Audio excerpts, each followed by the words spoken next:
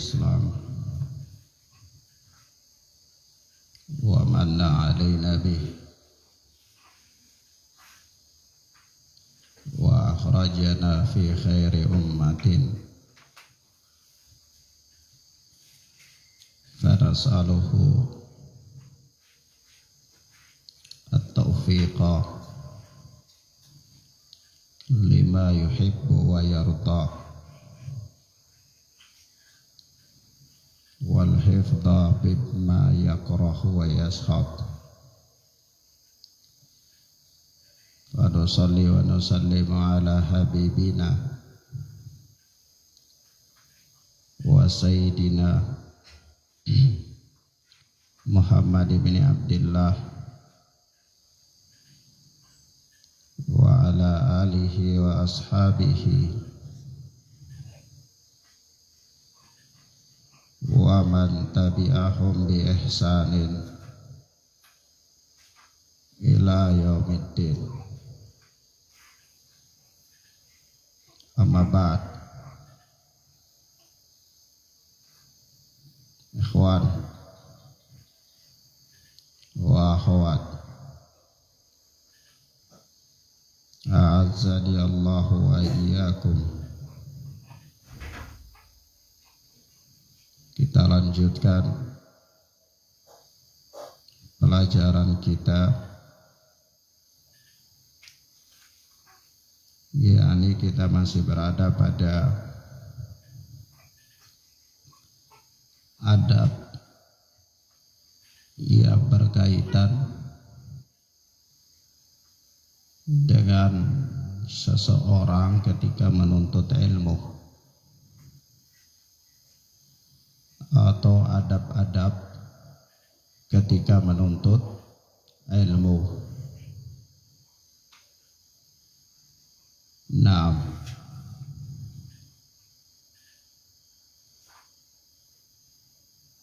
kita masuk pada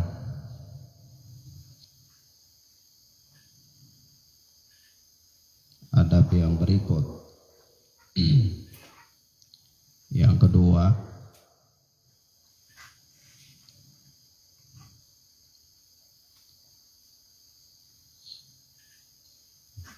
dialog antara guru dan murid.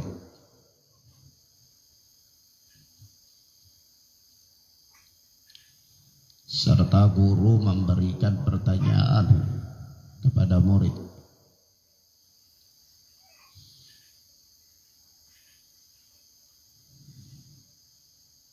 Jadi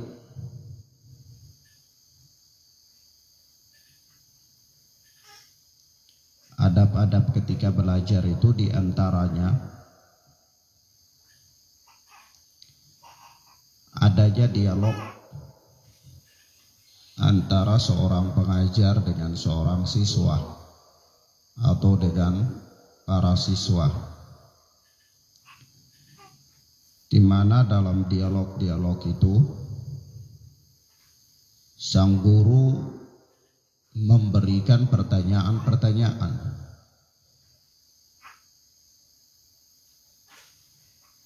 dan ini merupakan metode terbaik atau termasuk metode yang baik dalam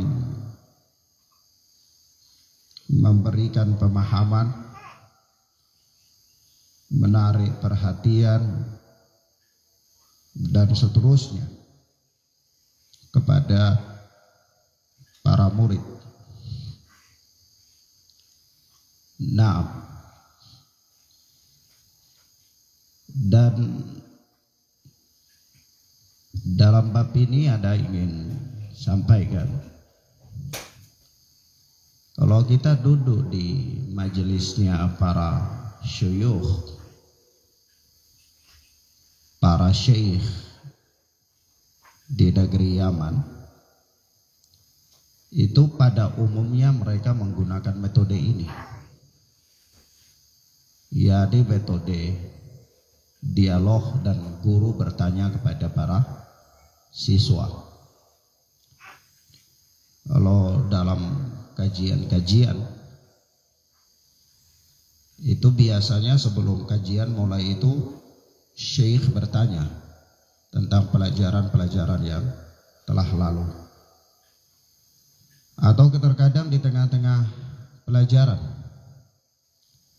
ada hal-hal penting yang syekh ingin memberikan faedah atau ingin menarik perhatian para siswa dan memberikan pemahaman kepada mereka, itu biasanya bertanya pada salah seorang atau bertanya secara umum, siapa yang menjawab. Nah, dan ini sang guru dengan demikian dapat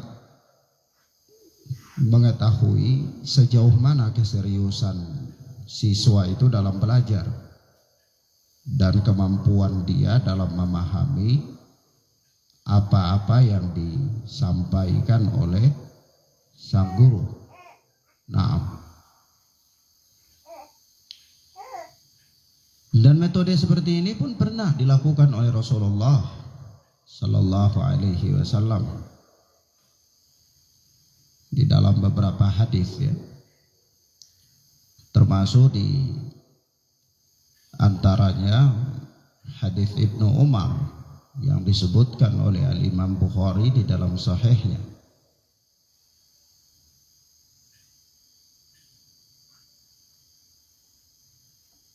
Bahkan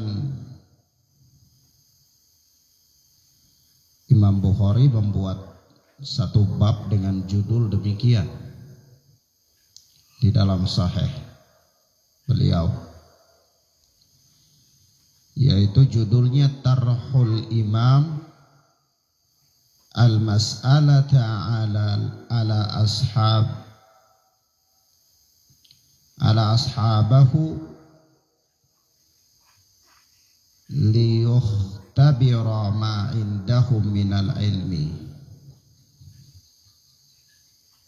yakni imam melemparkan pertanyaan-pertanyaan kepada para sahabat untuk menguji kadar ilmu mereka.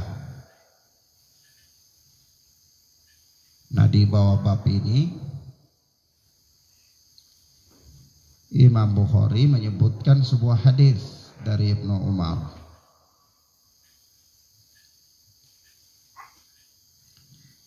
di mana pada suatu ketika Rasulullah Sallallahu Alaihi Wasallam sedang memberikan mau'izah, nasihat-nasihat, ceramah kepada para sahabat. Lalu beliau Sallallahu Alaihi Wasallam mengatakan, sesungguhnya di antara pohon-pohon itu ada sebuah pohon yang daunnya tidak gugur. Pohon itu, karena mayoritas pohon itu daunnya gugur. Tapi ada pohon yang daunnya tidak gugur, kata Rasulullah Sallallahu Alaihi Wasallam. Itulah perumpamaan bagi seorang muslim, kata Rasul. Lalu kata beliau, coba sebutkan pohon apa itu. Nabi tanya kepada para sahabat, metode tanya jawab. Maka sahabat-sahabat menjawab ini dan itu, ya. Lalu Ibnu Umar berkata, di dalam hatiku aku mengira pohon itu adalah pohon kurma.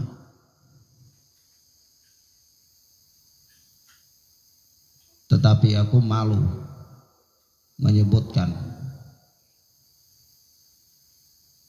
Dalam sebagian riwayat disebutkan karena Ibnu Umar enggan menyebutkan atau menjawab itu karena beliau termasuk sahabat yang paling kecil ketika itu di antara sahabat-sahabat yang lain.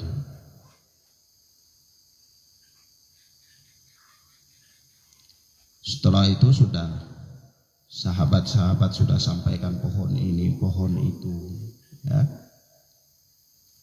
Tidak ada yang dibenarkan oleh Rasul. Maka para sahabat pun mengatakan, ya Rasulullah, beritahu kami pohon apa itu. Maka Rasulullah Sallallahu Alaihi Wasallam mengatakan pohon kurma.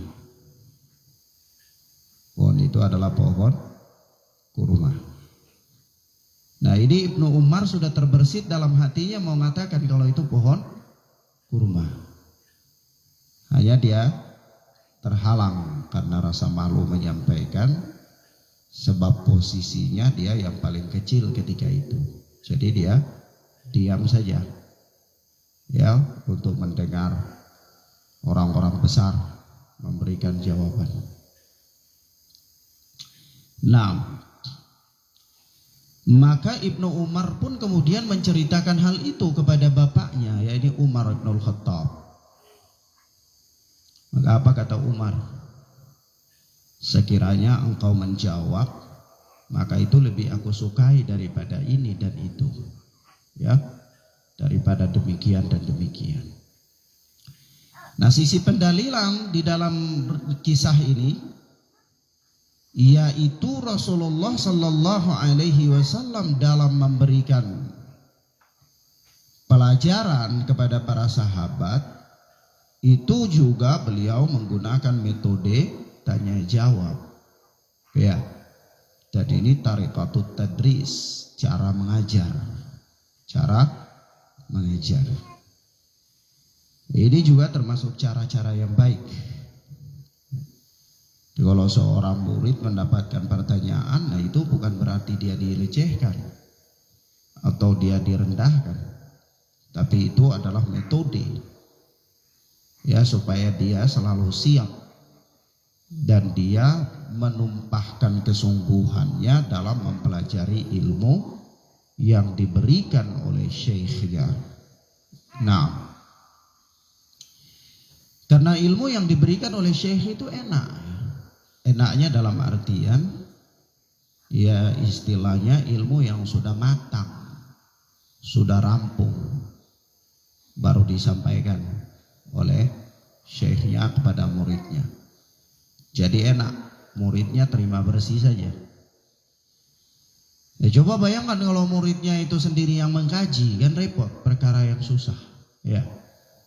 Bisa dia salah paham dalam membaca, bisa dia baca juga tidak mengerti, bisa juga dia membaca itu lama, ya, pelajarannya banyak, ya, sehingga dia harus menghabiskan buku berjilid-jilid, kemudian dia mendapatkan jawabannya dan seterusnya.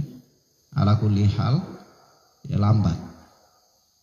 Adapun duduk di hadapan guru, ya, guru mengajar langsung, itu mudah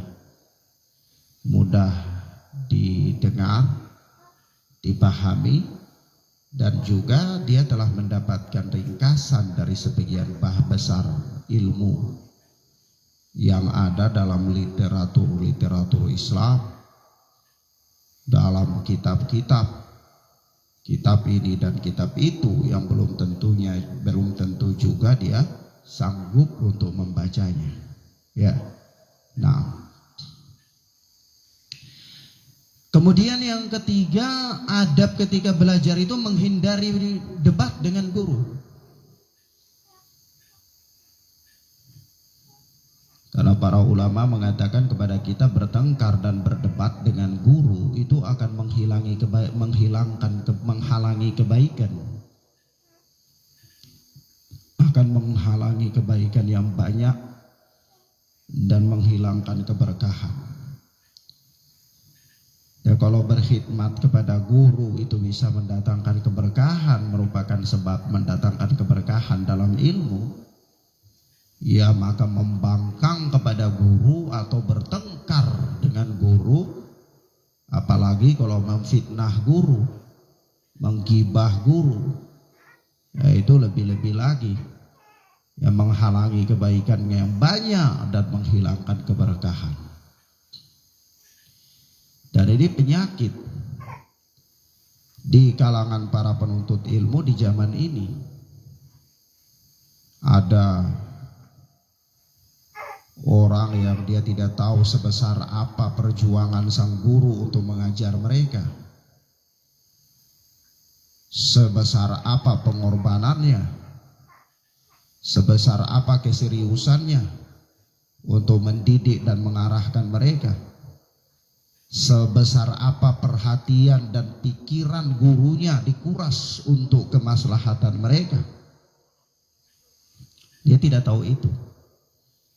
Lalu dia cuma datang, duduk, dengar, catat, beramal, gitu aja.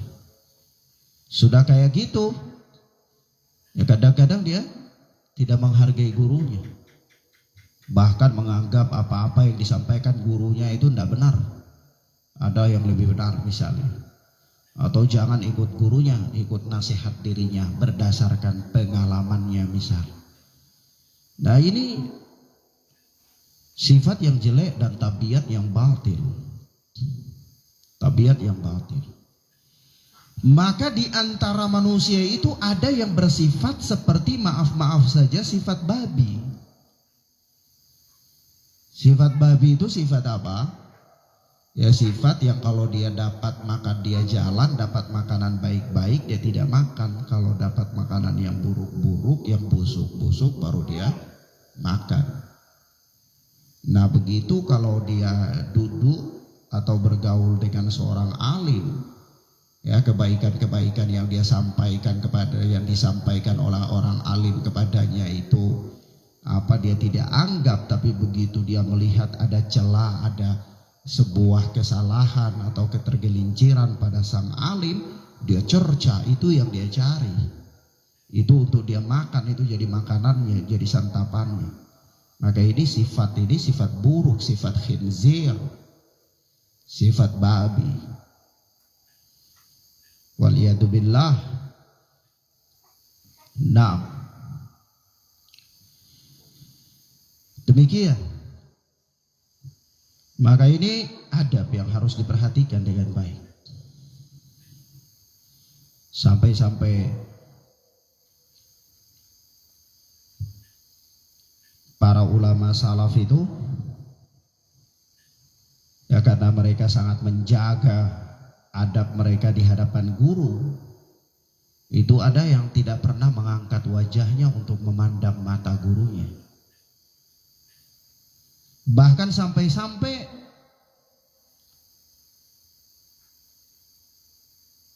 kata Imam Syafi'i rahimahullah ketika berguru di hadapan Imam Malik rahimahullah, karena Imam Malik itu adalah salah seorang guru dari guru-gurunya Imam Syafi'i rahimana wa rahimahumallah. Dan bahkan Imam Syafi'i itu menamatkan kitab Al-Muwatta'nya Imam Malik itu di hadapan Imam Malik. Di hadapan Imam Malik bin Anas rahimana wa rahimahullah.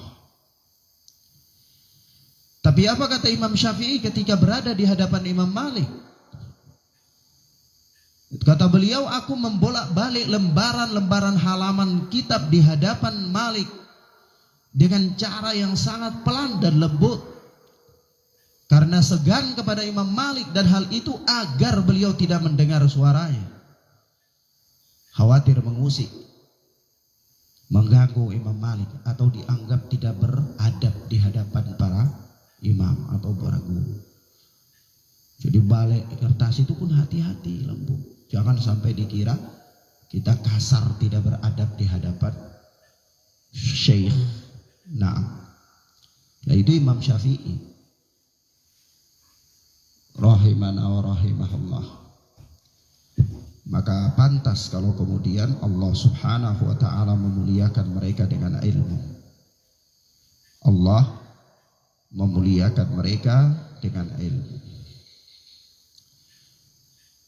Ya, bahkan sampai suatu ketika ada suatu peristiwa, ya,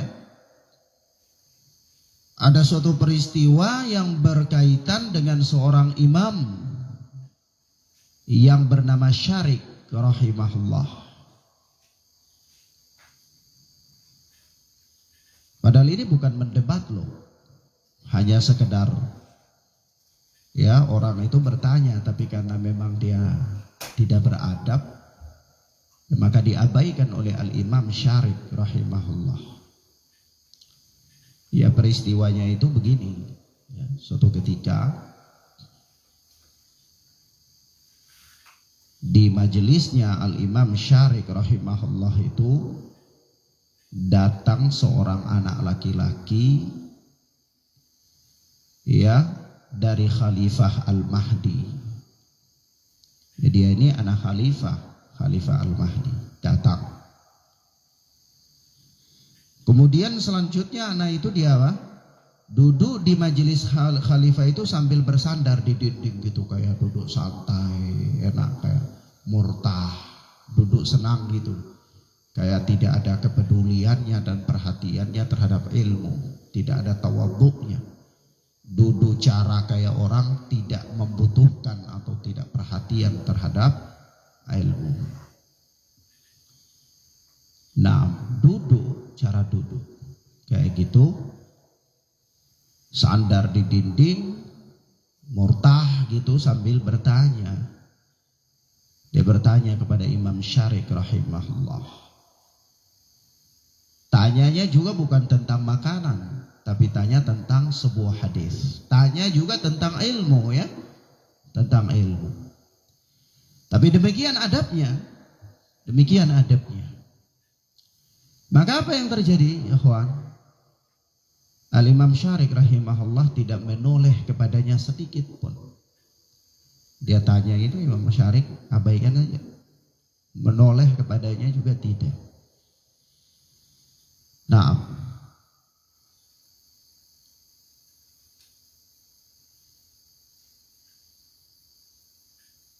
kemudian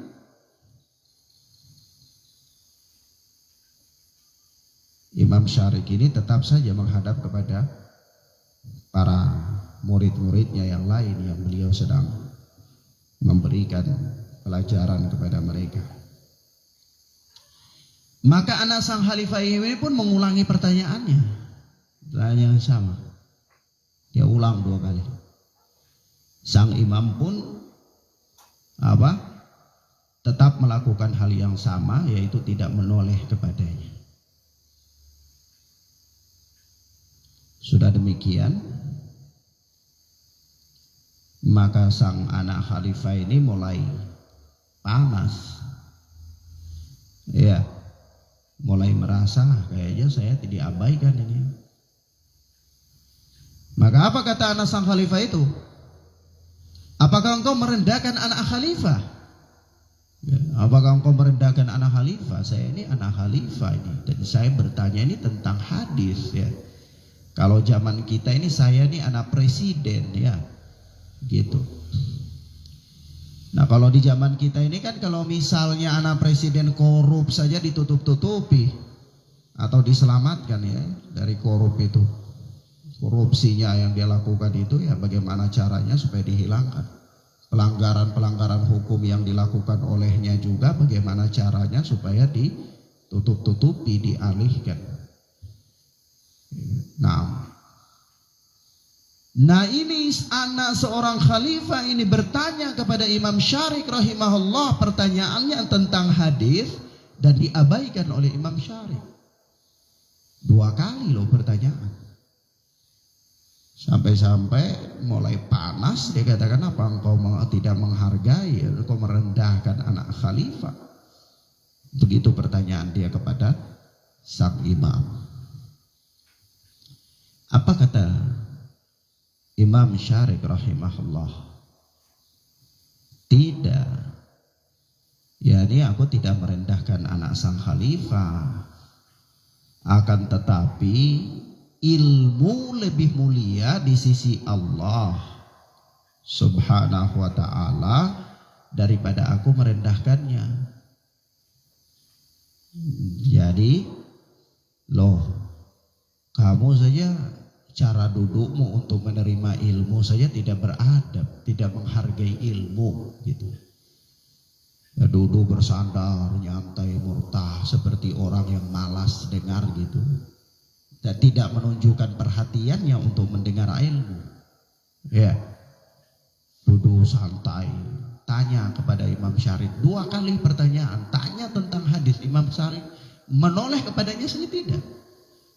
Sampai yang ketiga dia katakan, apakah engkau menghina atau merendahkan anak sang khalifah? Baru dijawab oleh Imam Syarif, tidak, saya tidak merendahkan anak khalifah. Tetapi ilmu ini lebih mulia di sisi Allah daripada aku merendahkannya.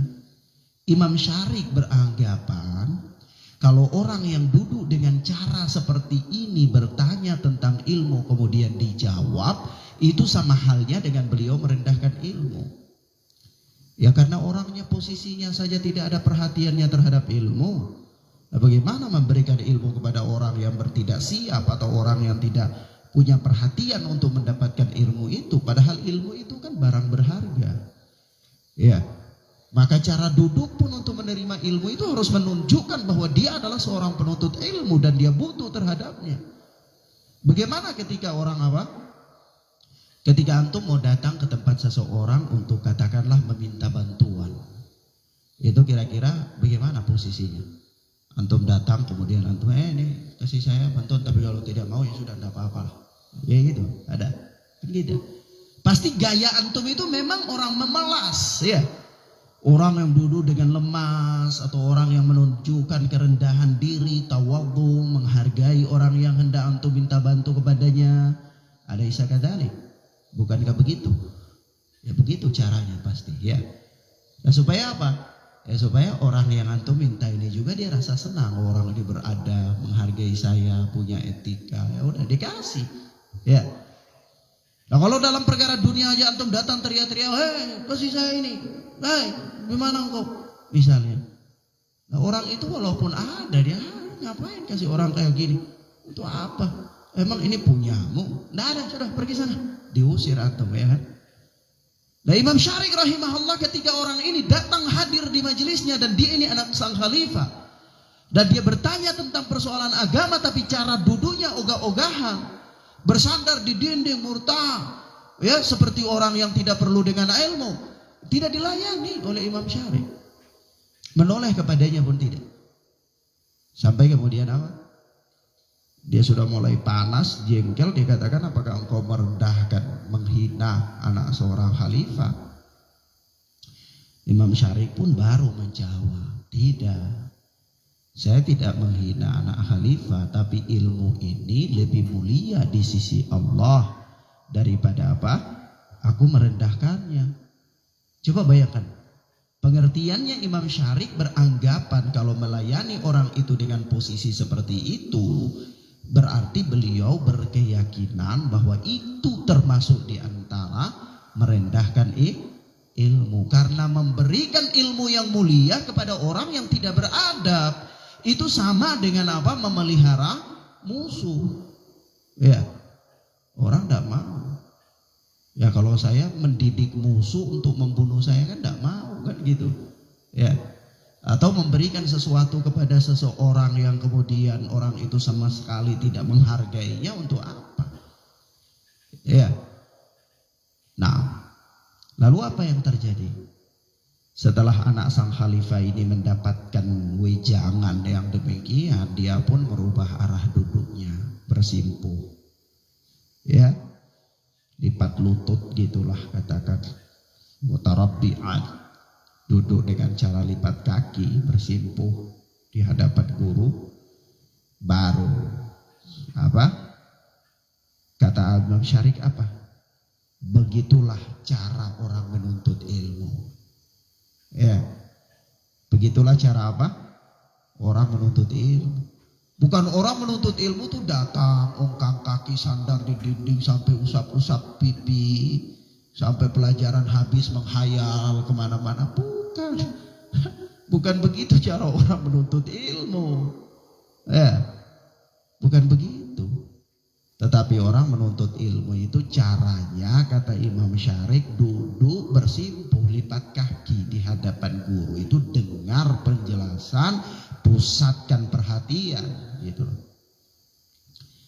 Nah apalagi kalau sekarang ini kita lihat orang hadir di majelis ilmu itu kadang-kadang hadir bawa makanan, bawa kue, bawa permen, bawa macam-macam, makan dalam majelis ilmu sambil gurunya ngajar.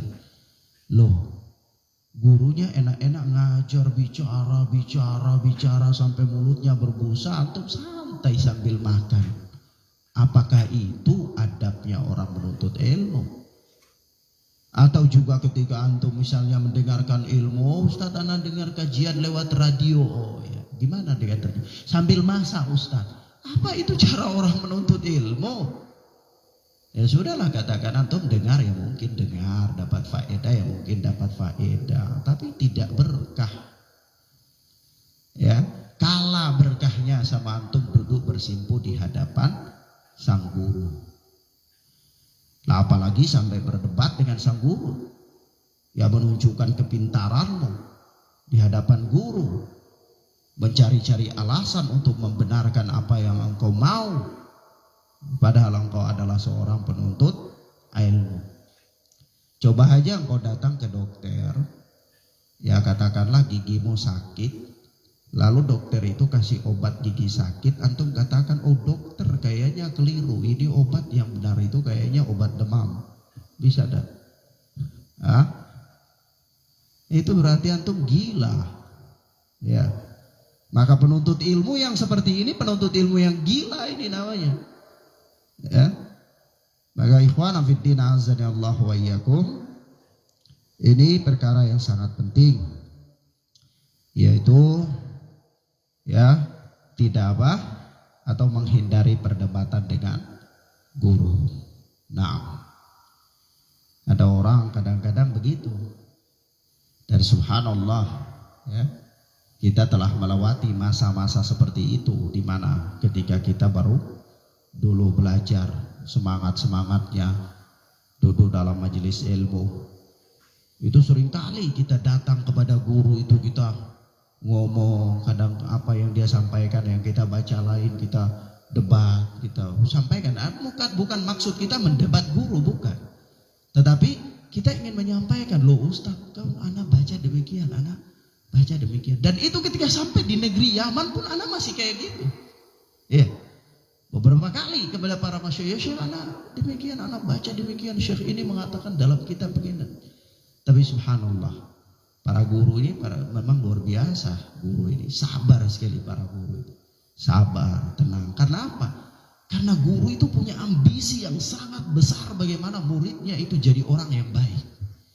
Tidak ada guru itu mendidik murid ogah-ogahan aja ya, bukan. Kalau guru sekolah ya iya, guru di sekolah ya walaupun dia makan gaji buta ya sudah, tidak tetap setiap bulan dapat gaji gitu aja. Biar dia datang ke sekolah itu cuman mau bawa kue jual, ya kan gitu.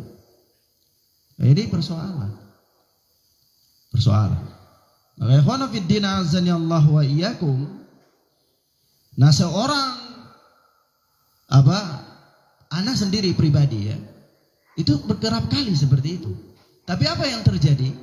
Baik ketika anak masih di Indonesia, ketika menemani Ustadzuna Ja'far Umar Thalib, ya Allahu yarhamuh, dan anak punya banyak kenangan ketika menemani beliau.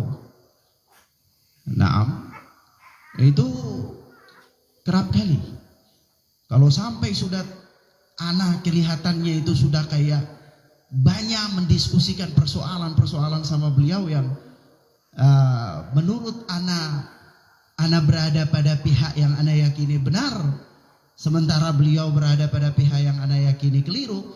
Itu terkadang beliau senyum dan mengatakan barakallahu fi, ya semoga Allah memberikan engkau keberkahan, gitu aja. Itulah sikapnya orang yang berilmu, ya. Dia sangat perhatian terhadap muridnya, tidak marah walaupun demikian keadaan murid itu. Karena kita tidak tahu ya ikhwan, antum sebagai penuntut ilmu mungkin belum merasakan bagaimana besarnya harapan guru itu kepada murid. Bagaimana pengorbanan yang dilakukan oleh guru untuk mendidik murid-muridnya. Bagaimana perjuangannya itu tidak tahu. Tidak tahu. Barangkali guru itu punya banyak kebutuhan juga, karena guru ini manusia, dia butuh makan, butuh minum, tapi terkadang dia abaikan itu semua. Pekerjaan-pekerjaan yang dia punya juga dia abaikan pekerjaan-pekerjaan itu untuk apa? Untuk mendidik antum tepat pada waktunya, tepat pada jadwalnya.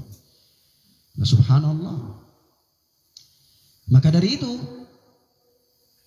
begitu juga ketika anak sampai di negeri Yaman. Beberapa kali sampai anak punya kenangan dengan Syekh Abu Abdurrahman Fathul Qadasi hafizana wa hafizahullah. Begitu juga anak punya kenangan dengan guru anak Syekh Abu Muhammad Abdul Basit. Anak mempelajari kitab tauhid dari beliau, ya, kitab tauhid Syekh Muhammad bin Abdul Wahhab, dan beberapa kitab-kitab yang lainnya, termasuk diantaranya Sahih Bukhari. Dan begitu pula Syekh Abdurrahman Abu Abdurrahman Fathul Qadasi, anak mempelajari ilmu saraf dari beliau dan beberapa ilmu-ilmu yang lain, diantaranya juga Aqidah At-Tahawiyah, Syarah Aqidah At-Tahawiyah, kemudian juga Sahih Bukhari. Anak sering mendatangi mereka untuk menyampaikan apa-apa yang anak membaca keterangan para ulama yang berbeda dengan apa yang mereka sampaikan, yang mereka rojih. Satu kenangan yang membuat anak teringat sampai sekarang ini berkaitan dengan Syekh Abu Abdurrahman Fathul Qadasi hafizana wa hafizahullah, itu terkait dengan peristiwa menjamak sholat Jumat dan sholat Asar. Boleh tidak menjamak sholat Jumat dan sholat Asar. Sementara anak sejak di Indonesia itu telah berkeyakinan dengan apa yang dijelaskan oleh Al-Allamah Ibnu Utsaimin rahimahullah, yaitu sholat Jumat itu tidak bisa dijamak dengan sholat apapun. Karena sholat Jumat adalah sholat yang berdiri sendiri, ya, berbeda dengan sholat Zuhur, ya, dijamak dengan sholat Asar.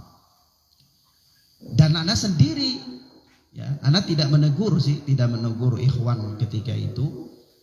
Tetapi anak sendiri ketika anak pernah mendengar salah seorang ustadz teman seperjuangan anak dulu teman seperjuangan anak, ya, di dalam medan dakwah, ya, tapi sekarang ya anak katakan tidak lagi, bukan teman seperjuangan anak, ya, mempunyai dalam pandangan anak mempunyai penyimpangan di bidang hizbiyah, maka anak tinggalkan. Teman dulu akrab, sama-sama merintis dakwah di Jayapura khususnya. Orangnya sekarang telah ada di Surabaya sana, Jawa Timur, ya. Ngajar di salah satu ma'had, barangkali punya channel juga sekarang, ya. Sudahlah, tinggalkanlah, biarkan dia dengan urusannya, kita dengan urusan kita. Nah, itu ada pernah mendengar suatu ketika dia sendiri menegur salah seorang ikhwah, dan anak ada di situ terkait dengan menjamak sholat Jumu'ah dengan sholat Asar. Waktu itu kita mau sama-sama melakukan perjalanan, kalau tidak salah, bukan anak dengan beliau, tapi kalau tidak salah itu anak yang melakukan perjalanan, kalau tidak salah ya, sama ikhwah itu. Anak mau safar ke Jawa kalau tidak salah, sholat di salah satu masjid di kota Sentani, Masjid Al-Aqsa kalau tidak salah. Nah, ini teman ini, ikhwah ini, dia jamak sholat Jumu'ah sama sholat Asar, kan mau safar. Ditegur, tidak boleh. Ya, ini Syekh Ibnu Utsaimin mengatakan gini-gini, dan memang anak sudah membaca keterangan itu. Tapi anak juga telah memahami bahwa jumhur ulama punya pendapat yang lain daripada pendapat Syekh Ibnu Utsaimin. Makanya ketika teman ini lakukan ikhwah ini, anak diam aja, sudah sukut, anak nggak mau bahas, bukan medannya gitu kan. Sudah tidak apa-apa, dia beramal dengan ilmu dia, antum beramal dengan ilmu antum, masalah ijtihadiyah fiqhiyah, ya. Tapi ini Ustaz Oh, enggak boleh akhi antum gini Syekh Ibnu Utsaimin mengatakan ini. Anak dengar aja. Nah, anak juga dengar teman itu. Ya Ustaz ya gini selesai. Dan anak juga memang berkeyakinan seperti apa yang dikatakan oleh Syekh Ibnu Utsaimin. Hanya saja karena anak tahu bahwa ini adalah ijtihadiyah fiqhiyah, maka anak tidak mengingkari orang yang melakukan. Gitu loh. Tetapi ya teman seperjuangan anak ini yang mengingkari orang yang melakukannya. Sampai di negeri Yaman ketika anak duduk di Darul Hadits Madinatus Sunnah di Sa'wan. Suatu ketika pada pelajaran Sahih Bukhari kalau anak tidak salah, yang ngajar itu Syekh Abu Abdurrahman Fathul Qadasi. Kemudian beliau menjelaskan persoalan ini. Dan beliau membolehkan menjamak sholat Jumu'ah dan sholat Asar. Kalau boleh sebutkan, ya, jumhur mengatakan boleh. Di habis daripada dars itu anak datangi. Di meja anak berdiri di meja begini, beliau duduk gini anak sambil jongkok sedikit. Syekh, boleh menjamak sholat Jum'ah sama sholat Asar? Kata beliau boleh. Anak bilang ya Syekh ini anak qara'tu fi syarhil mumti' al-alama Syekh Ibnu Utsaimin rahimahullahu yaqul la yajuz. Saya baca di dalam syarhul mumti' itu al-alama Syekh Ibnu Utsaimin mengatakan tidak boleh. Ya, lalu Anda maunya sebutkan alasannya, beliau senyum. Beliau senyum gitu. Karena Anda sudah lihat beliau senyum, Anda tidak berpanjang-panjang dalam memberikan penjelasan, itu juga adab, ya. Naam. Lalu kata beliau, naam, ya, Syekh Utsaimin mengatakan begitu. Tapi singkat jawaban beliau, akan tetapi jumhur ulama mengatakan boleh. Jumhur ulama mengatakan apa? Boleh, gitu. Singkat aja. Anda sudah tidak mau debat di situ, adab ya di hadapan para masyayikh. Ana jazakallahu khairan Syekh, gitu. Coba antum bayangkan, ya, sabarnya para ulama dalam membimbing murid itu. Dalam kondisi demikian tenang mereka, sabar, santai aja, jangan terburu-buru. Nanti pada prosesnya orang ya paham. Paling sabar guru itu paling sabar. Makanya apa ya kawan? Ya, di antara prinsip-prinsip dalam agama, perkara-perkara pokok dalam agama ini kan, itu adalah sabar menghadapi gangguan-gangguan ketika mendakwahkan kebenaran. Ya, itu sabar hadapi orang yang aneh-aneh. Sampai ada seorang imam itu nama julukannya Gundar, disebut Gundar. Dia ahli hadis. Tapi dulunya sebelum jadi ahli hadis masih jadi murid. Ya. Anak tidak saya katakan seperti antum ya. Ya kalau dari sisi murid seperti antum ya bisa, tapi kalau dari sisi lain gak bisa. Kenapa? Semangat antum dan semangat para ulama itu beda dalam menuntut ilmu. Kemudian keikhlasannya, kemudian keseriusannya beda. Tapi kalau dari sisi penuntut ilmu ya sudah sama-sama menyandang nama penuntut ilmu. Ya, tapi beda kelas penuntut ilmu yang berbeda kelasnya. Ya Imam Gundar ini suatu ketika duduk di majelis seorang syekh. Lalu kan mereka belajar itu di padang luas, bawah pohon luas, padang pasir, belajar. Nah, Imam Gundar ini karena belajar jadi burung-burung lari gitu, kadang terbang dekat-dekat, kadang juga mau hinggap di kepala-kepalanya orang-orang yang belajar itu. Nah Imam Gundar ini sibuk dengan itu. Ya, begitu dia belajar ada burung, dia terpesona. Wah, lihat sana, di sini bingung gitu. Artinya perhatiannya tersita oleh burung-burung itu. Maka diberi julukan oleh gurunya Gundar. Gundar itu kalau bahasa diterjemahkan ke dalam bahasa Indonesia itu kurang lebih ya orang yang sibuk gitulah, ya, membuat buyar perhatian orang lain gitu. Kurang lebih lah maknanya sekitar itu. Masya Allah ya. Tapi di kemudian hari menjadi seorang ulama besar. Kenapa? Perhatian mereka, kesungguhan mereka, keikhlasan mereka. Jadi imam ahlul hadis. Ya. Nah, ikhwana fiddin azani Allah wa iyyakum. Singkatnya, dalam adab yang ketiga ini adalah menghindari menampakkan kelebihan atau kehebatan di hadapan guru. Salah satunya itu dengan berdebat dengan guru. Karena itu bisa menghalangi kebaikan yang banyak dan juga bisa menghilangkan keberkahan pada ilmu yang kita miliki. Lebih parah lagi ya kalau ada orang yang maaf saja yang tadi anak katakan memiliki sifat babi. Sifat babi itu ya dikatakan oleh para ulama, kalau tidak salah Al-Alama Ibnu Qayyim Al-Jauziyah rahimahullah, itu babi itu kalau dia lewati barang yang baik-baik gak mau makan ya. Ya dia mau makan itu barang yang rusak-rusak di tempat sampah, barang yang kotor-kotor ya, sudah busuk. Artinya apa? Artinya orang yang memiliki sifat ini kalau dia melihat kebaikan-kebaikan orang lain itu dia tidak santap. Bukan itu yang kemudian dia ambil jadi ibrah kemudian dan lain-lain. Tetapi yang dia lihat itu celah, kekurangan, ketergelinciran. Itu yang dia jadikan sebagai makanan, dia santap itu. Enak itu dia godok sedemikian rupa kemudian jadi fitnah ya. Memfitnah gurunya, menggibahi gurunya dan seterusnya. Waliyatubillah. Ini sifat babi. Sifat apa? Sifat babi. Yang dia cari hanya kelemahan, kekurangan, kemudian itulah yang dia godok. Dan ini penyakit para penuntut ilmu.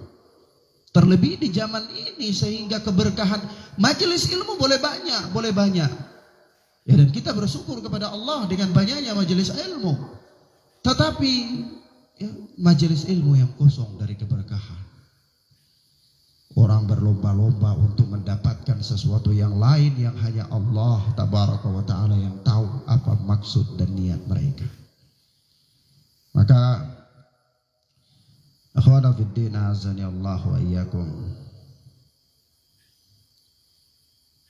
Suatu ketika ada seorang imam yang bernama Maimun bin Mihran rahimana wa rahimahullah. Dia pernah berkata, janganlah kamu mendebat orang yang lebih alim daripadamu. Jika engkau melakukan hal itu, maka ia akan menyimpan ilmunya darimu, sedang dia tidak merugi sedikit pun. Artinya coba kalau antum dengan seorang yang berilmu, lalu kemudian orang yang berilmu itu tidak mau menyampaikan ilmunya kepada antum, kira-kira siapa yang rugi? Ya, penuntut ilmu itu yang rugi. Orang yang alim itu tidak rugi, kan dia tidak mengajar antum, dia nggak rugi, dia bisa mengajar orang lain. Ya, nah, maka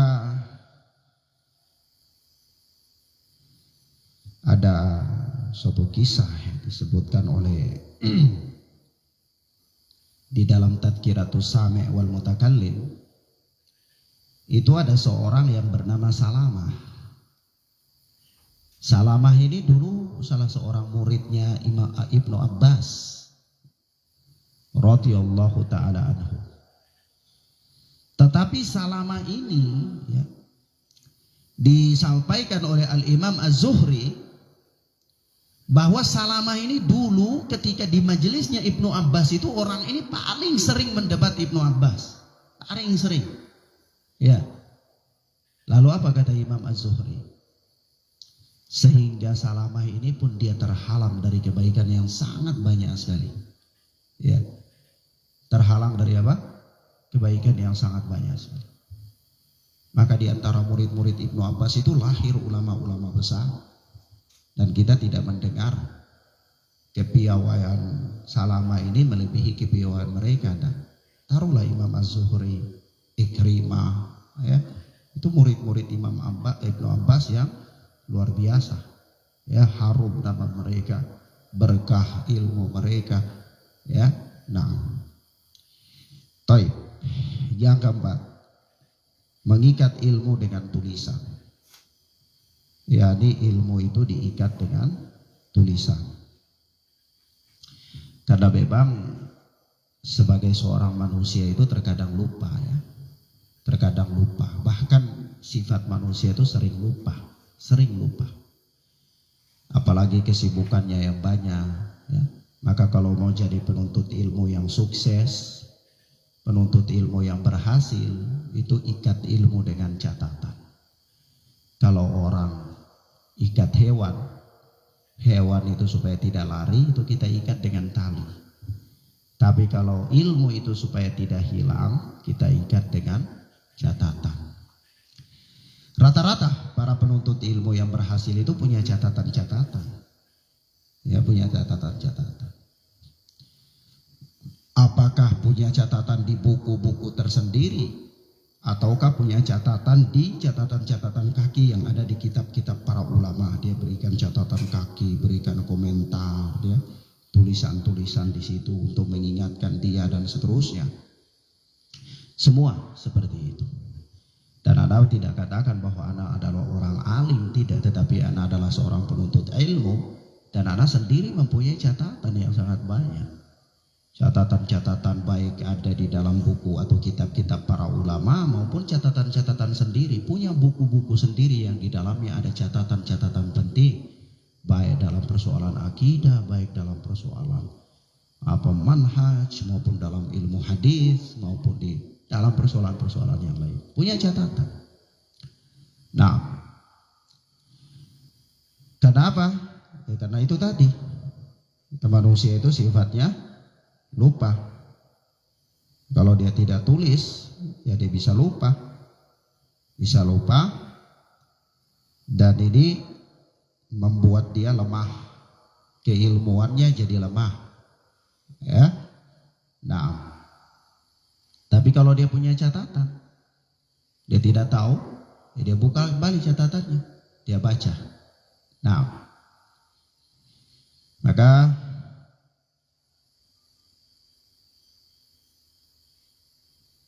Abu Hurairah radhiyallahu taala anhu pernah berkata, tidak ada seorang pun dari kalangan sahabat Nabi yang lebih banyak hadisnya daripadaku, kata Abu Hurairah, kecuali Abdullah bin Amr bin As. Sebab apa? Sebab dia menulis sedangkan aku tidak. Jadi hadis ini sudah ada yang ditulis sejak zaman Nabi Shallallahu Alaihi Wasallam. Orang-orang yang meragukan hadis itu, mereka mengatakan hadis ini kan ya tidak ditulis, hadis ini kan cuma dihafal-hafal, jadi bisa jadi lupa dan seterusnya, ya. Tetapi ternyata di zaman Nabi ada yang menulis hadis, ya, ada yang menulis hadis. Meskipun kebanyakan mereka menghafal, yang menulis itu adalah Al-Quran.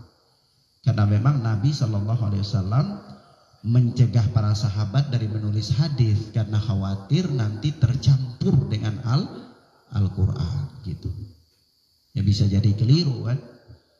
Nah, tetapi bukan berarti sama sekali tidak ada yang menulis. Ada yang menulis. Ya, dari ucapan Abu Hurairah ini kan kita tahu bahwa di antara sahabat yang menulis itu kan Abdullah bin Amr bin As, ya, yang menulis hadis. Dan Abu Hurairah mengatakan apa? Tidak ada seorang pun dari kalangan sahabat Nabi yang lebih banyak hadisnya daripadaku, kecuali siapa? Abdullah bin Amr bin As. Kenapa? Karena Abdullah bin Amr bin As menulis, sementara aku tidak menulis. Ya. Nah, dan di samping itu juga karena Abu Hurairah ini adalah orang yang didoakan oleh Rasulullah, sehingga ingatannya paling kuat. Ya.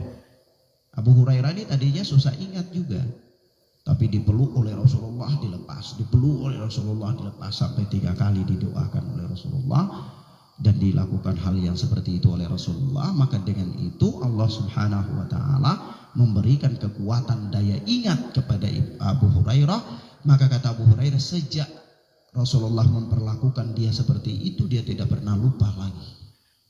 Ya. Nah, itu juga karena apa? Doa Rasulullah. Ya. Nah, dan seterusnya. Ala kulli hal, ilmu itu diikat dengan catatan. Naam. Dan telah diriwayatkan dari Rasulullah Sallallahu Alaihi Wasallam secara marfu bahwa Rasulullah Sallallahu Alaihi Wasallam mengatakan qayyidul ilma bil kitab, ikatlah ilmu itu dengan tulisan. Ikatlah ilmu itu dengan tulisan. Kalau kita nulis ya kita bisa tahu pelajaran itu. Ya. Nah, maka seorang penuntut ilmu sudah selayaknya bagi dia untuk mempunyai catatan atau menulis ilmu sekemampuan dia. Dia mampu menulis dari pelajaran-pelajaran agama. Maka sekarang ini kalau mau menulis itu sangat mudah dan sangat bisa terbantu. Kenapa? Karena sekarang ini kan zamannya zaman digital ya. Di samping antum menulis, antum bisa merekam, pulang bisa mendengarkan rekaman dan membenarkan catatan. Sangat mudah. Sangat mudah. Ya kalau di zaman dulu kan orang tulis saja mengandalkan pendengar. Maka ada yang tulisnya itu banyak, ada yang tulisnya sedikit. Sekemampuan murid itu dalam lincahnya dia dalam menulis dan kemampuan dia dalam merekam ya faedah-faedah yang disampaikan oleh sang guru. Dan ini berbeda-beda tingkatan kemampuan orang yang hadir dalam majelis ilmu. Maka dari itu kadang-kadang kita dapati satu buku manuskripnya beda-beda ya, manuskripnya beda-beda, ada yang lengkap, ada yang kurang kalimat, ada yang ada kalimat tambahan, kadang-kadang ada satu bab yang tidak ada atau suatu hadis dan seterusnya ya. Nah itu karena zamannya ya memang manual. Kalau sekarang kan zaman digital, enak. Zaman digital ini ya orang hadir mencatat sebisanya sambil merekam, ya pulang bisa memperbaiki catatan dengan mendengar rekaman. Apalagi ada sistem-sistem sekarang itu yang rekamannya bisa diperlambat, ya perlambat kemudian dia dengar. Kalau kajiannya terlalu cepat kan mungkin dia menulis agak susah, ya dia perlambat. Nah ini sangat terbantu. Nah maka kemajuan teknologi itu sangat membantu kalau digunakan untuk hal-hal yang positif. Kalau digunakan untuk hal-hal yang negatif dia bisa membunuh. Nah kemajuan teknologi itu sama seperti pisau dapur bermata dua. Jadi kalau digunakan untuk hal yang baik, iris sayur, iris daging, ya manfaat. Tapi kalau digunakan untuk membunuh, ya mudarat. Ya. Nah, maka dari itu ya di dalam menulis ilmu atau mengikat ilmu ini gunakan segala sarana yang dapat membantu untuk hal tersebut. Ya, gunakan segala sarana yang dapat membantu untuk hal tersebut. Tetapi ingat, jangan semata-mata mengandalkan digital, mengandalkan rekaman. Malas datang ke kajian ya dengan rekaman saja, titip rekaman. Nah ini ketika anak masih di Yaman ini pernah diperingatkan oleh para ulama. Karena sebahagian para siswa, para santri itu, para penuntut ilmu itu kan kadang-kadang dia ada capek-capek sedikit, sudahlah nitip aja, tidak ikut kajian ya nitip rekaman ya pulang baru dia dengar. Soal dapat faedah ya dapat, tapi ini kan mujahadah dia itu tidak ada ya, pengorbanan dia dalam mendapatkan ilmu itu. Ilmu itu semakin berkah tergantung dari ya seberapa besar seseorang itu berkorban ya dalam mendapatkan ilmu. Maka ilmu tidak bisa didapat dengan cara murtah, hidup mewah, bersenang-senang, ya, makan enak, tidak bisa. Nah, yang kelima, mengatur dan menyusun dengan rapi apa yang ditulis. Ya, ini kalau punya catatan, punya tulisan, ya perbaiki tulisan, catatan, ya. Kalau mengatur dan menyusun dengan rapi apa-apa yang telah ditulis, yakni ilmu yang telah ditulis. Nah, ini sangat membantu dengan itu tadi yang anak katakan, bisa mendengar ulang rekaman kemudian bisa mencatat. Ya, tapi kalau kita datang catat kemudian pulang taruh buku saja, besok mau datang belajar baru ambil, kadang-kadang isu di mana buku ini, oh tikus sudah bawa lari, ya repot juga. Gak ada sempat untuk memurojaah, gak ada sempat untuk membaca, apalagi memperbaiki catatan. Maka salah satu adab itu memperbaiki catatan, merapikan catatan, itu adab penuntut ilmu. Maka itu anak katakan, kalau seseorang benar-benar dia menuntut ilmu, dia tidak punya waktu untuk hal yang lain. Hampir-hampir tidak punya waktu untuk yang lain. Anak ingin sampaikan suatu kisah terkait dengan anak waktu itu sekitar 2016 atau kurang-kurang atau 2016 awal. Anak ketika itu masih hangat-hangatnya dari negeri Yaman. Itu anak kemudian membuka rumah belajar di Sentani, Jayapura ya. Kabupaten Jayapura itu ibu kotanya Sentani. Nah, kalau ibu kota, kalau provinsi Jayapura itu ibu kotanya, ibu provinsi Papua yaitu ibu kotanya kota Jayapura. Jadi beda itu ya, jangan keliru. Baik. Nah ini di Sentani, kabupaten yang namanya Jayapura. Itu di sana ada satu masjid kecil, kurang lebih seperti ini ya, atau masjidnya agak besar sedikit dari ini, tapi ya kecil saja. Itu, nah di masjidnya itu Masjid An-Nur kalau tidak salah di Pasir Putih ya wilayahnya, kalau anak nggak salah ingat.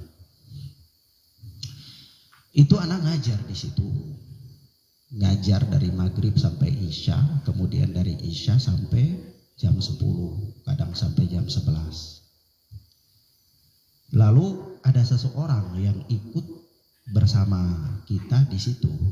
Dia seorang doktor, dosen, tapi waktu itu dia datang ke kota Jayapura karena dia sambil ada sesuatu lah di kampus Cendrawasih situ. Nah dia ikut belajar bersama kita. Jadi dia dosen ilmu politik, doktor. Dia ikut belajar bersama kita selama kurang lebih itu ada 3 bulan. Ya, dia pernah sampaikan ke saya, Ustadz, saya ini sejak belajar sama Ustadz ini saya tidak pernah bisa lihat TV. Tidak sempat bisa lihat TV. Saya tidak tahu ada demo kenaikan BBM, ada apa, tidak tahu. Saya ini dosen politik yang harus mengamati perkembangan setiap saat, ya kan? Harus membaca koran, harus lihat berita dan lain-lain. Tapi sejak saya belajar sama Ustadz, saya tidak tahu lagi dunia itu. Kenapa? Karena kalau saya berani abaikan, maka tergilas sudah pelajaran yang akan terlewati dan saya sudah blank untuk tahu lagi. Maka saya harus berusaha untuk menyesuaikan diri, mengejar dan tidak boleh tertinggal itu sampai saya tidak pernah tahu lagi tentang dunia itu. Lihat TV pun tidak sempat. Coba antum bayangkan. Nah, memang penuntut ilmu kalau merasakan nikmatnya menuntut ilmu ya begitu. Dan kita merasakan itu semua kecuali penuntut ilmu yang ya biasa-biasa saja ya. Tapi kalau memang benar-benar serius menuntut ilmu itu tidak punya waktu untuk yang lain, apalagi punya waktu untuk piknik-piknik. Tidak ada berwisata-wisata. Ya datang ke sana, datang ke sini, ya. Perempuan, laki, foto-foto, ya. Nah, bukan penuntut ilmu itu namanya, karena punya waktu yang banyak. Apalagi suka sibuk aja tentang makanan-makanan sampai bikin wisata kuliner, ya. Terus ini ayo bakar-bakar ayam, bakar-bakar kambing, bakar-bakar rusa. Kerjaannya cuma gitu. Bakar-bakar. Dapat apa? Bakar-bakar itu dapat apa? Ya paling makan enak, masuk di lidah sampai di mulut enak. Di kerongkongan sudah tidak rasa enak. Ya, tidak ada. Sampai di perut apalagi. Ya sebentar lagi keluar di toilet. Begitu aja. Jadi kalau pikiran kita itu terfokus pada itu, ya saya kira nanti pikiran kita itu tidak beda-beda jauh dari apa yang ada di dalam kamar mandi. Ya, tidak beda-beda jauh. Sampah saja. Sampah saja. Maka ikhwan fillah azani Allah wa iyyakum, ya seorang penuntut ilmu dia itu harus juga setelah belajar, setelah dengar, setelah mencatat di hadapan guru, dia juga harus mempunyai waktu untuk merapikan catatan-catatan. Nah, maka ana sering katakan seorang penuntut ilmu itu dia punya 3 waktu. 3 waktu yang berkaitan dengan ilmu saja paling kurang. Yaitu pertama waktu untuk belajar, datang di hadapan guru, mencatat, mendengar. Yang kedua waktu memperbaiki catatan. Waktu yang ketiga membaca catatan kembali sebelum datang belajar. Ya itu dia paham itu nanti. Ya itu nanti dia dengan izin Allah berhasil dalam proses menuntut ilmu. Kemudian yang berikutnya, adab yang keenam dalam adab-adab ketika menuntut ilmu, yaitu larangan menyembunyikan ilmu setelah mempelajarinya. Larangan apa? Menyembunyikan ilmu setelah mempelajarinya. Maka ikhwan, seorang muslim atau seseorang itu kalau dia sudah belajar ilmu agama, maka ilmu-ilmu yang dia pelajari itu jangan dia sembunyikan. Apalagi kalau dia ditanya, ya, maka dia memberikan arahan, jawaban, atau dia arahkan kepada orang yang lebih tahu, ya, dan seterusnya. Nah, kalau dia sengaja menyembunyikan ilmu, ini bahaya. Sengaja menyembunyikan ilmu itu berbahaya. Allah Subhanahu wa taala berfirman dalam surat Al-Baqarah ayat 159 sampai 160. Innal ladzina yaktumuna ma anzalna minal bayyinati wal huda min ba'di ma bayyanahu lin-nas fil kitab. Ulaika yal'anuhumullahu wa yal'anuhumul la'inun.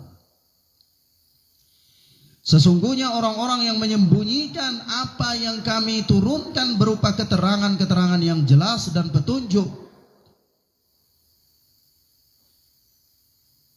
min ba'di ma bayyana lahu lin-nasi fil kitab, setelah kami menerangkannya di dalam Alkitab kepada manusia. Ulaika yal'anuhumullahu wa yal'anuhumul la'inun. Mereka itu adalah orang-orang yang mendapat laknat Allah dan dilaknat pula oleh para malaikat, yaitu semua makhluk yang dapat melaknat. Illal ladzina tabu wa aslahu wa bayyanu fa ulaika atubu alaihim wa ana at-tawwabur rahim.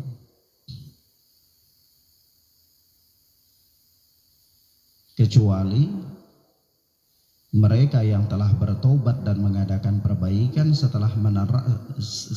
serta menerangkan kebenaran, maka terhadap mereka itulah aku menerima taubatnya, dan akulah yang maha penerima taubat lagi maha penyayang, kata Allah. Di sini apa? Menyembunyikan ilmu itu mendapatkan apa? Laknat. Ya, mendapatkan laknat Allah. Ya, jadi orang yang belajar itu dia harus mengajar, karena zakatnya ilmu itu mengajar. Zakatnya ilmu itu mengajar. Dia harus sampaikan. Nah, dan itu termasuk dakwah kepada Allah. Dakwah kepada Allah.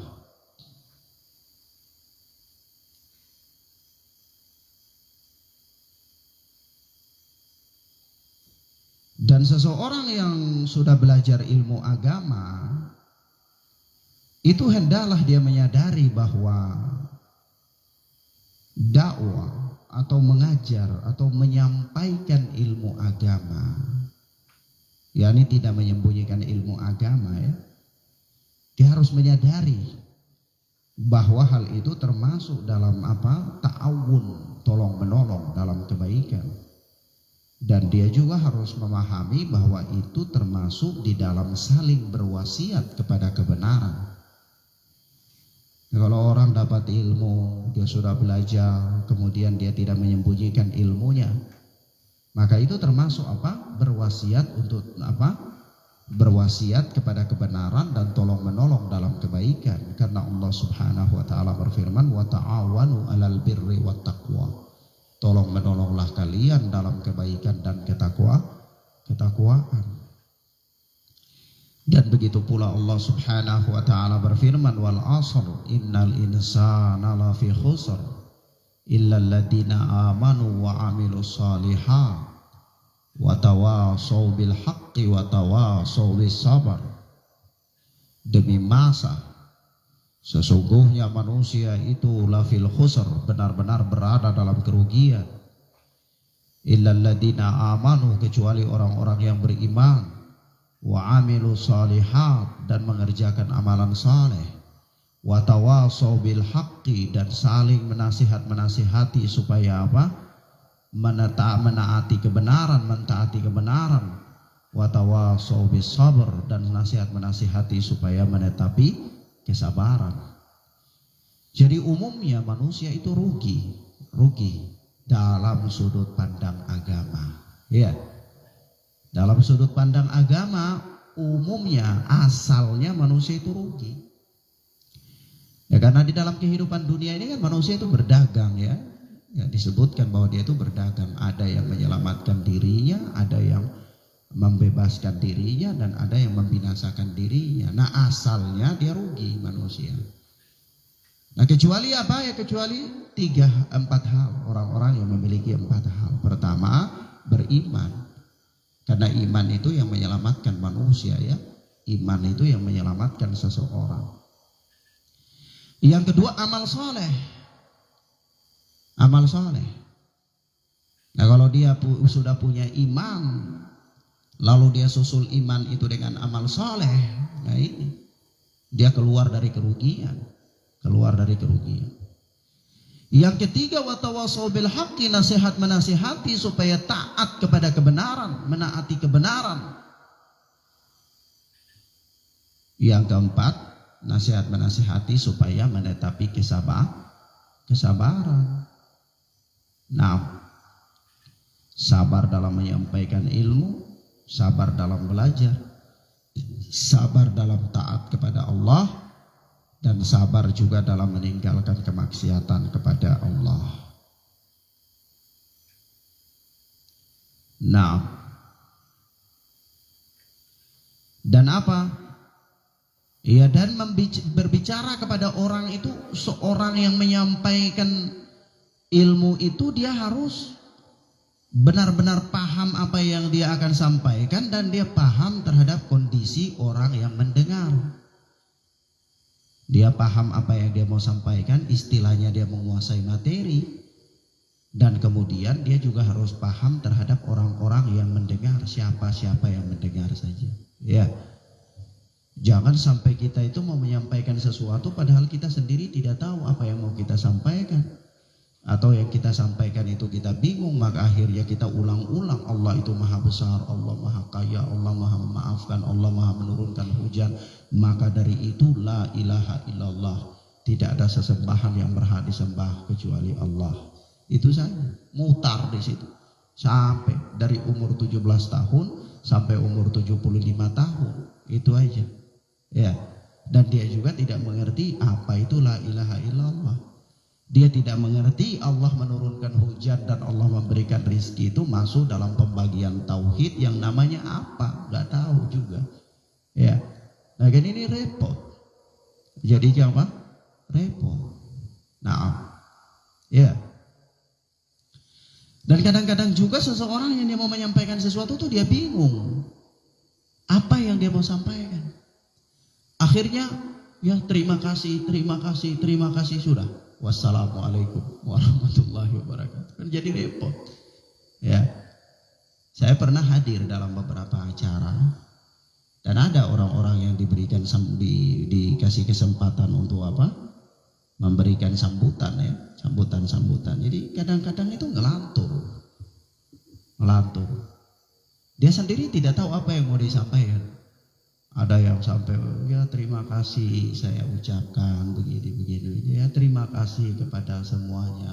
Jadi ya terima kasih. Wassalamualaikum warahmatullahi wabarakatuh. Kan jadi aneh. Ya. Nah, maka di sini apa, ikhwan? Ana ingin menyampaikan bahwa orang pertama ya, ketika kita itu tidak boleh menyembunyikan ilmu, maka di sini ada persoalan. Ada dua persoalan penting dalam tidak boleh menyembunyikan ilmu ini. Persoalan yang pertama, maka kita harus tahu apa yang akan kita sampaikan, harus mengerti dia benar. Yang kedua juga harus mengerti siapa yang kita sampaikan kepadanya atau pendengar itu siapa. Itu. Ya, kadang-kadang ada kita orang ini sudah punya ilmu, tapi kadang-kadang kita tidak tahu bagaimana cara menyampaikan dengan benar. Ya, bagaimana cara menyampaikan dengan benar? Kita tidak bisa berbahasa dengan baik. Ya, kemudian kadang-kadang juga kita ngomong itu asal ngomong saja, yang namanya kebenaran kita ngomong saja. Kadang-kadang kita tidak berpikir apakah orang yang mendengar saya ini orang yang sudah sampai pada level ini belum bisa paham atau tidak. Ya, kan gitu. Artinya gini, konkretnya, contoh ringannya itu kalau kita berada di komunitas anak-anak SD, ya jangan kita ajarkan mereka pelajaran-pelajaran anak-anak SMA. Nanti kan mereka tidak paham, akhirnya jadi ribet, ya, jadi pusing mereka. Kalau kita ajarkan mereka begini saja misalnya, 3 kali 3 tambah 10 sama dengan berapa? Beda dengan, apakah sama atau beda dengan 3 kali 10 tambah 3? Nah ini kan jadi pusing ya, jadi pusing. Nah kalau susunan penjumlahan dan susunan perkalian itu kan nanti beda ya. Kalau ada penjumlahan dan perkalian itu kan juga susunan hitungannya kan beda ya. Nanti kali dan kali dulu dalam kurung baru tambah ya.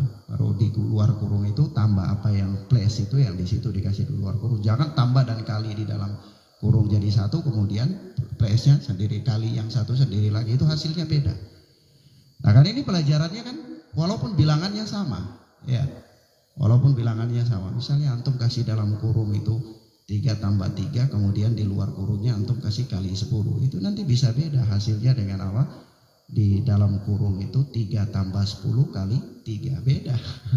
Ya, bisa beda hasilnya. Nah ini pelajaran yang apa kemudian merepotkan.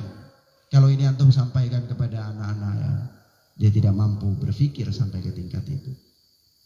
Ala kulli hal, anak ingin mengatakan di sini bahwa suatu perkataan dari sahabat yang mulia Ibnu Mas'ud radhiyallahu taala anhu, yaitu tidakkah engkau berbicara kepada suatu kaum dengan suatu pembicaraan yang tidak bisa dicerna oleh akal mereka, melainkan kamu menjadi fitnah bagi sebahagian mereka. Ya, jadi kadang-kadang kan begini ya, kita bicara, sampaikan ilmu, tapi orang yang mendengar itu kan tidak paham. Akhirnya begitu kita pergi dianya jadi bingung, ya, jadi bahan perdebatan, jadi ruang fitnah, jadi macam-macam ya. Nah, atau kadang-kadang juga kita menyampaikan kebenaran, tapi bahasa kita dalam menyampaikan kebenaran itu tidak baik, tidak tepat, ya. Nah ini juga bisa menimbulkan multitafsir misalnya, sampai jadi persoalan. Atau kita gunakan istilah-istilah yang tidak dia pahami. Ya, pokoknya kita bicara sih. Sama, ya. Ada satu cerita terjadi di Tehoro ini dulu, zaman dulu, sudah sekitar ya 45 tahun yang lalu. Itu ada 2 orang berkawan. Ada usah ana sebutkan namanya, dan 2 orang ini masih hidup. Sebenarnya waktu itu 3 orang, tapi 1 sudah meninggal. Ya 2-nya masih hidup. Tidak usah ana sebutkan namanya. Ini suatu kali mereka main-main terus sama pegang korek api kayu. Korek api kayu itu dulu kan ada tulisan, tuh mungkin gak dapat lagi ya korek api itu ya. Itu kalau sekarang ini kan dosnya, antum dapat dosnya itu paling dari kertas ya. Kalau dulu korek api kayu itu dosnya juga kayu. Sama kayunya tuh sama dengan batang kayu korek itu. Hanya dibungkus nanti ada lapisannya itu berwarna biru, kulit biru seperti dulu buku kulit biru, kemudian ada sampul, lalu di situ ada gambar durian ya, kadang-kadang gitu ya. Nah di situ ada tulis tulisnya tuh Made in China kayak gitu kan, atau Made in apalah gitu. Nah begitu anak ini dia pegang-pegang itu korek api, temannya tanya, itu apa? Korek api. Oh, mana coba saya lihat. Itu tulis apa?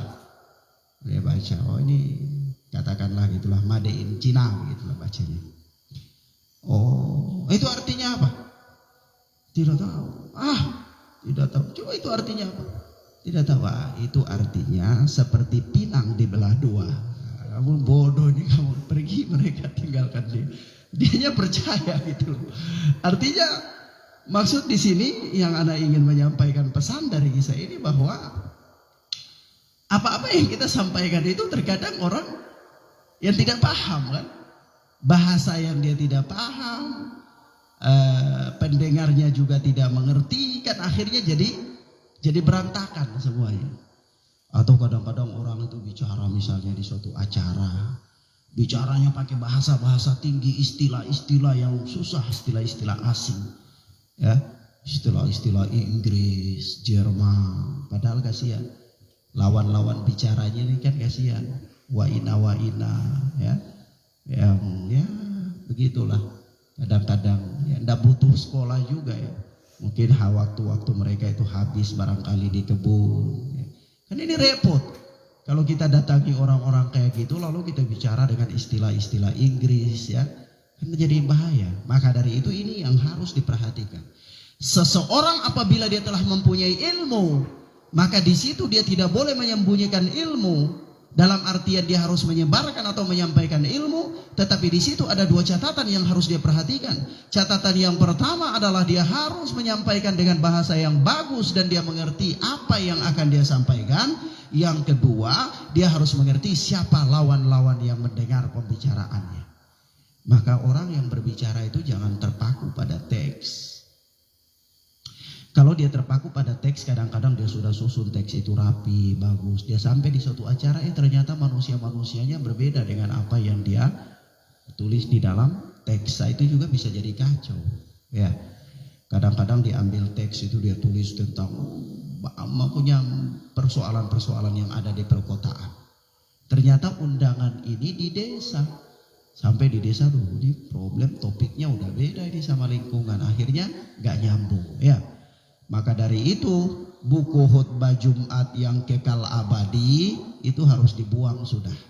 Ya, tidak cocok lagi dengan zaman sekarang karena dibaca terus khutbah Jumatnya bicara tentang tahun 50-an, sekarang sudah tahun 2001. Alamnya sudah berbeda, kondisi manusia juga sudah berbeda. Jadi buku pusaka itu sebaiknya dikuburkan saja.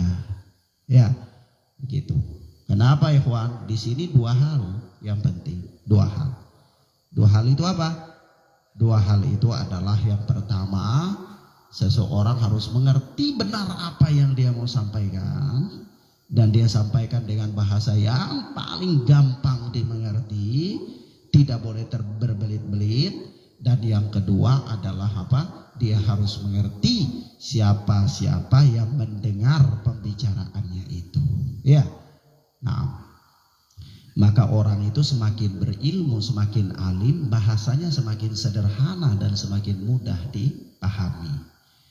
Kalau ada orang tampil dengan bahasa-bahasa asing, oh ini orang masih baru belajar retorika. Ya, jadi itu paham ya. Ini adab ketika apa? Menuntut ilmu. Taib. Demikian ikhwana fiddin azzani Allah wa iyyakum. Inilah beberapa adab yang bisa kita sampaikan pada kesempatan ini, dan insyaallah taala kita lanjutkan pada pertemuan berikutnya biidznillah. Hadanallahu wa iyyakum wa barakallahu fikum.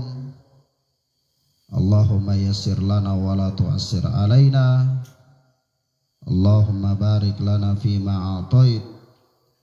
Allahumma inna nas'aluka rizqan thayyiba wa ilman nafi'a wa amalan mutaqabbala.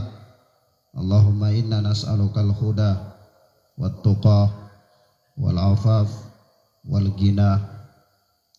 Wa sallallahu ala nabiyyina Muhammad wa ala alihi wa sahbihi wa sallam. Subhanakallahumma bihamdika asyhadu an la ilaha illa anta astaghfiruka wa atubu ilaik. Wassalamualaikum warahmatullahi wabarakatuh.